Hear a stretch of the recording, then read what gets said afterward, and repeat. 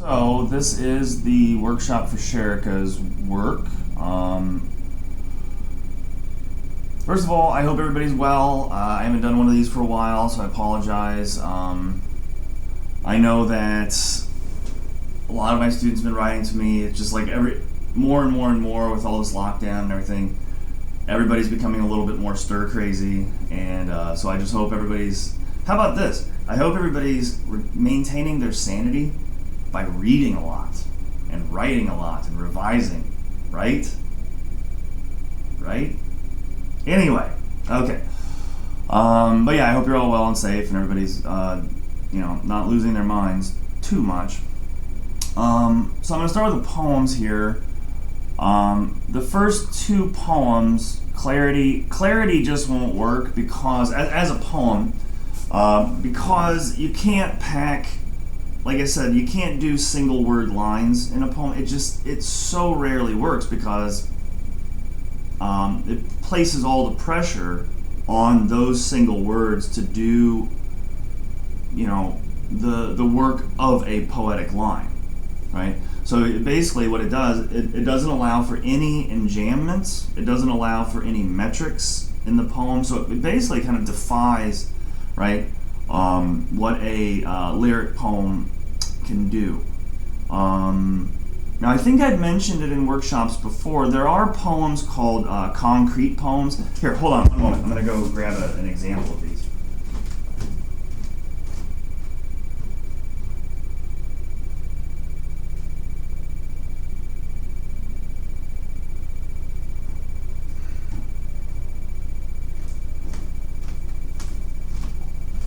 Okay, so these are two books. Now these are by Ronald Johnson. This one is not necessarily concrete. This is his book Arc, which is really good. But this is a selected book of his poems, and I want to show you. If you look right here, let me see if it'll focus in on this. Let me see if I can see it. Okay, so you see this poem here? Oops, right here. So I'm having to do this in reverse through the camera. So you see how this poem, it says stare, stare, stare, stare. So you can't read, you're never going to read a poem like this, right? Because it defies reading. So that's why it's called a concrete poem. It is actually, its main sense of meaning comes almost directly from its visual aspects or the phantopoeic aspects of it. So you see this one? How it has wing and wind crossing. You can't read that poem, right? You can't read it out loud. It won't make any sense. But as a concrete poem, it forms that meaning because that V, right, it looks like a bird's wings flapping. So we have wind and wing, okay? So, I mean, if you're doing something like a concrete poem, maybe clarity would work, but I do like that line, stomp life into me. But I mean, I think that if you want to save this poem, you should really push it towards something, right? But that's a good line. New chapter. This is close to a concrete poem, but it actually has narrative in it. Concrete poems resist narrative because narrative, right, allows us to kind of read it out loud and think about it. Now, if you made this into something like a haiku, brought flowers home, and then add, the other syllables, so it's 5, 7, 5 syllables. That might work. Brought flowers home, locks were changed. Okay, I get it. But once again, I mean, it's clever. It's a clever poem. It's just, what else can you do? Now that other what else can you do might come through changing the title here. In this other poem, in Clarity, there's not enough going on in the poem for me to understand what the title is doing in relationship to the poem. But New Chapter, you might change the title. Weeping Willow, I thought this was actually pretty interesting as a poem because it's actually doing something. And it actually has a couple good lines, and I'll point those out. But you got to change the title, okay? Because like weeping willow, and then her tongue wept, right? So that the title basically mirrors language that's showing up in the poem. So it doesn't create enough kind of distance. And what I mean by distance is this. I talked about this plenty, but I just want to make it clear. Think of it like, how to put it? Think of it like two wires, right? That if joined would form a circuit, right? Now, what you're trying to do is kind of like the title here, and here's the poem, right? You're trying to kind of push them close enough together where the spark, where the electricity is going to arc, okay, kind of out through the air, okay? So you want to kind of, I mean, if it's like, you know, if we titled this poem, once again, I'm just going to look at random stuff on my desk, credit card app or credit card payment or whatever, right? It changes the way we read this poem entirely. Okay, and in that sense, that might be too far apart. Okay, whereas weeping willow, right, the two wires are just touching. Okay, and so therefore we don't get to see that spark kind of arc out into the air, which is actually a really cool thing to see, and very dangerous. But you see what I mean? So here, you know, there's a lot of interesting things going on in the poem, but it's not. The title is just not working. Just formulaically here, I would wonder why you're using commas on the first lines, right? Her tongue wept, comma, for the fuck she'd never receive. You see, what you're doing is end stopping those lines, and then you're leaving the other lines just open without punctuation. That's fine, okay? But the commas aren't grammatically necessary in this, and so they don't. It doesn't. I don't know that it works because an end-stop line can never be fully enjammed. And like I said, in lyric poetry, what we're often trying to do is enjam lines so that, you know, we have that nice little surprise. Because, I mean, her tongue wept, you know, like, what if you broke this poem up like this? No, I'm not end-stopping anything, okay? I'm just taking all the punctuation out. And what I want to do is, here, I'll show you.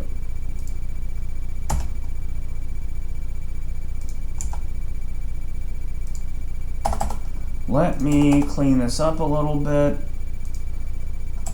And what I'm going to do is actually kind of punctuate this poem with by stanza breaks, okay?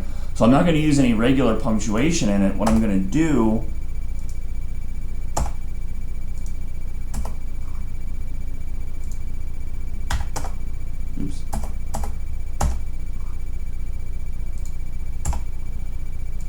Oh, you got a period at the end?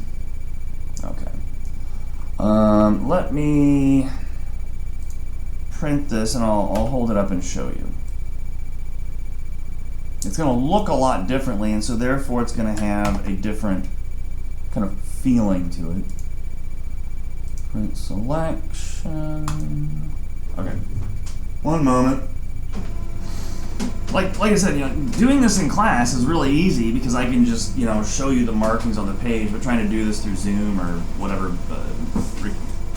video recording this is. Okay.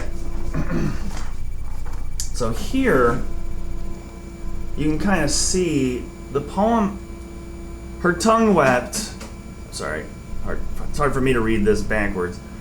Her tongue wept for the fuck she'd never receive. You see how her tongue wept for the fuck she'd never receive. See how those enjambments are working? Crevices she'd never taste. Her stomach protested the smell of butterflies. Her brain lamented the knowledge she possessed. Because you're using these prepositions for here incorrectly. Her arms bled for the woman. That one's okay. Now that one's a little bit telegraphed, you know, because, okay, so your arms don't bleed because you can't hold someone. I get it. It's a metaphor. It's poetic language. But there, the association is a little too close. Her knees screamed for the carpet it'll never see. Now, I like that last line. I like that last stanza It's just, I would pick on the vocabulary a little bit, and say, because like knees screaming on carpet, right? Now I don't know what activities would cause that, but that's my problem there with that is the verb see. First of all, knees is plural, so you'd have to have veil, never something. There's a word that needs to be there that's not. And I think that's just a vocabulary change, and then I think that poem will really actually be doing a lot of good work. So change the title, and especially change that last verb there. Paroxysm. I like this one. Now here, wrapped in the smell. What about this? What if we read it like this? Paroxysm.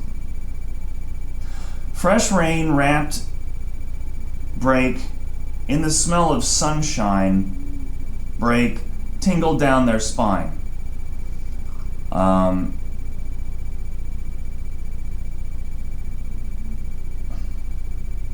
Armed with the tears break of 1,000 windows, not widows. Windows is better.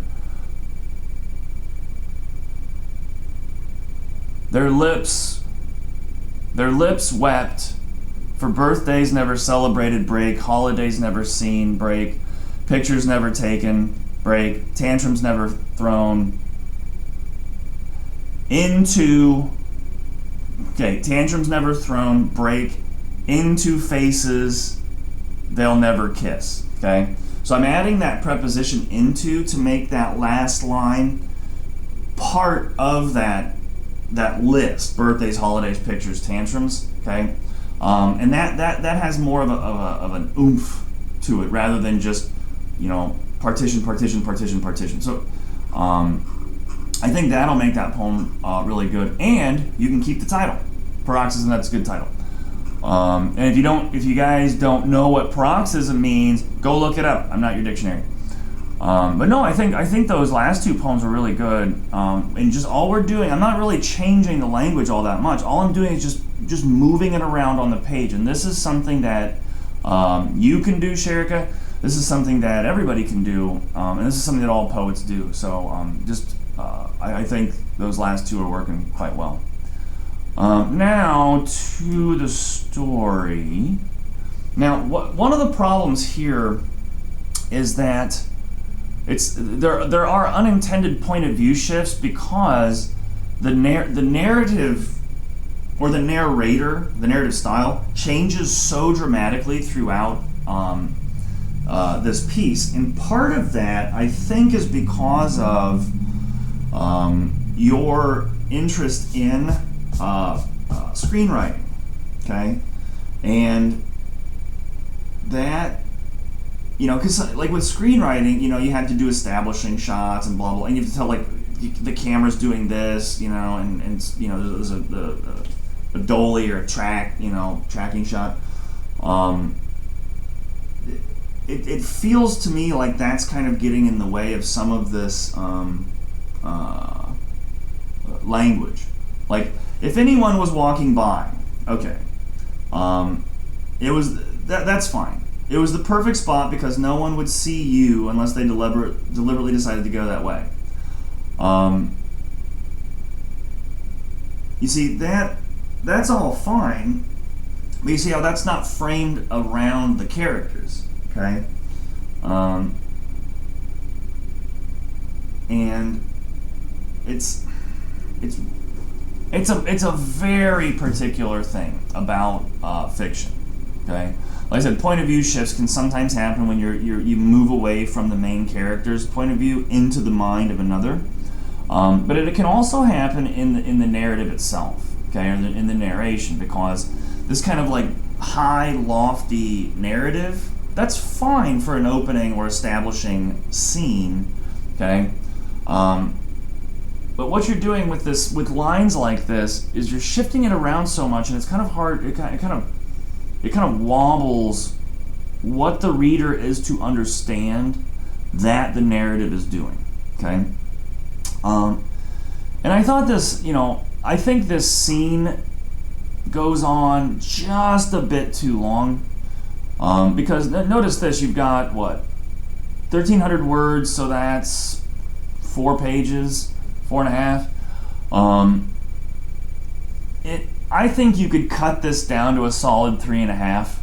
And then the mom arrives, right? Then the mom gets there, and then we have a whole new problem, okay? And I think it's funny, it was actually a very funny scene, like how the cops show up, and then, these two women are like, oh, hey, we were just trying to smoke, we're just smoking pot, and that was another question I had, would the cops there, would they basically just let them go if they were smoking pot? I mean, I don't know the laws there. I know that here in America, like some states, it's still very illegal. Other states, it's illegal. Like in my state right now, it's currently illegal except for medical exceptions.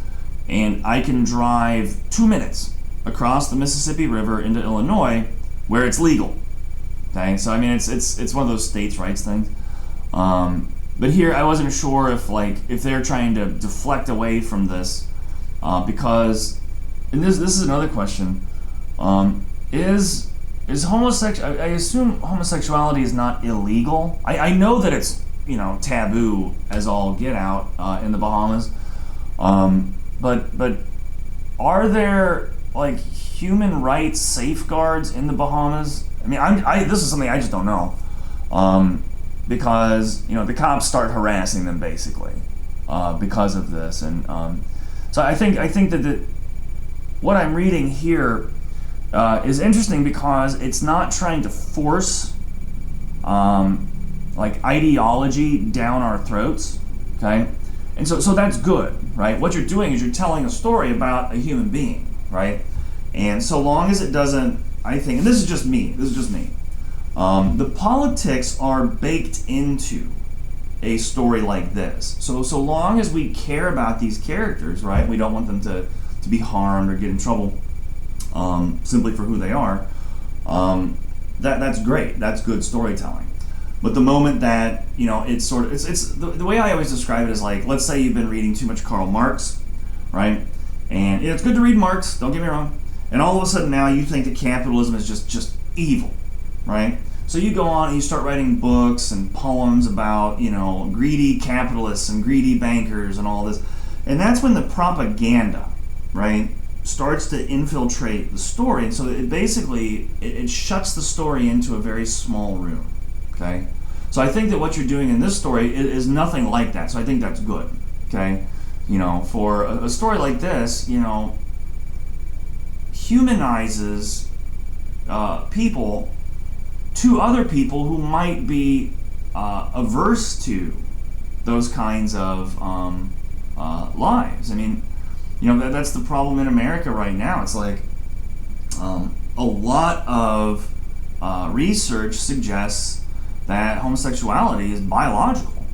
Right? There are biological markers on the genome that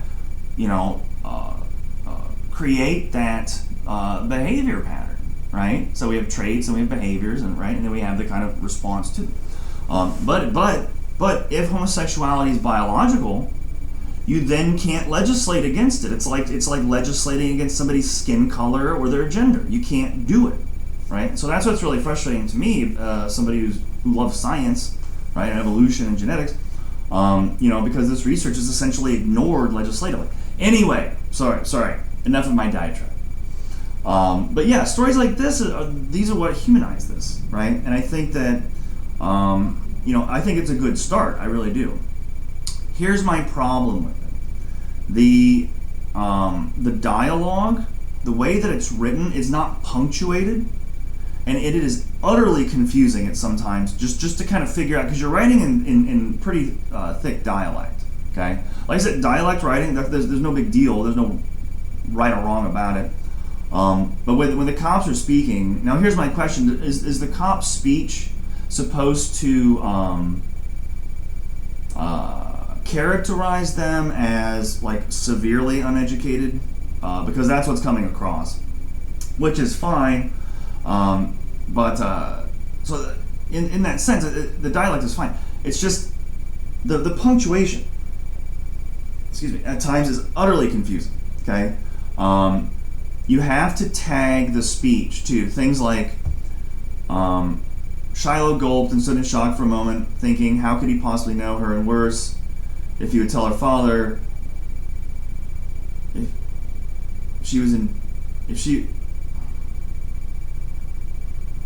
and worse, if he would tell her father, you don't need a comma there, she was in deep shit. Now, why is there a comma after that, right? Yeah, that's my daddy. How you know him, she said. And Renee's your mommy, said the officer. So tag speech, okay? Because in your head, it's clear who's talking, but after a while of this, and especially when you're not punctuating correctly, it's utterly confusing, okay?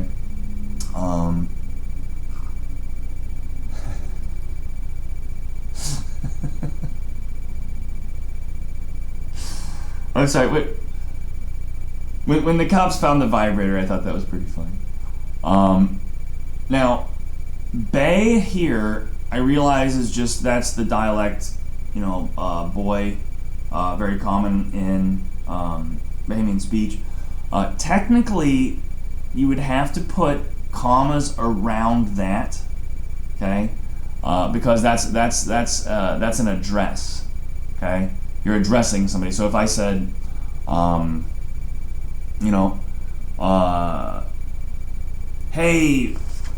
hey you, Ronald Johnson.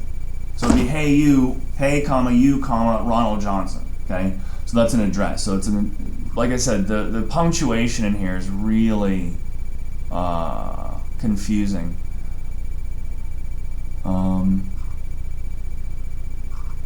So I'm glad that they're UB students. Go UB. Yeah. So it's just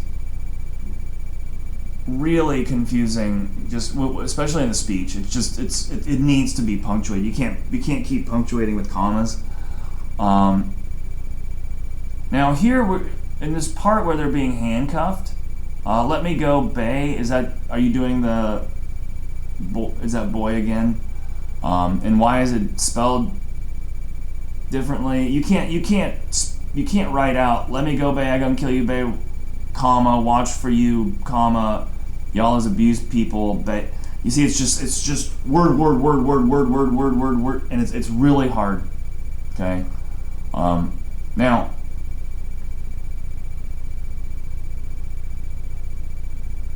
or in the paragraph right after that, right? That's all one sentence, and so you can't. You're going to have to, and my suggestion is this: you're going to have to start controlling the language a little bit more, and a lot of that is just through revising for grammar. Okay. Now, what you've set up here is a really great scene. Now, when I said shorten this scene just a little bit, that's going to basically set up the main plot conflict, okay? And that's going to come right here. So you've set this up, good. Kids going to, the makeout spot, right? And then cops find him, So that's borderline cliche, okay? That's borderline cliche. I mean, that's like the setup for like every horror film from the 1950s, like Billy and Susie go to, the makeout lane, and they're in the car, and the cops knock on the door, and you kids get home, and they decide to, and then the monster attacks, right? So here comes the monster, the mother, right? This is good, okay? But that is your main conflict, and so I really want to see more of this. I wish I'd seen a little bit more. Excuse me. But I think this looks really good, and as a beginning, it just clean up the punctuation. But anyway, the poems look really good, so I look forward to reading these in revision, yeah. So those are my comments, and keep writing. You guys have 8 days left until finals are due, so write. Okay. Stay safe, wash your hands, and I will hopefully see you all soon.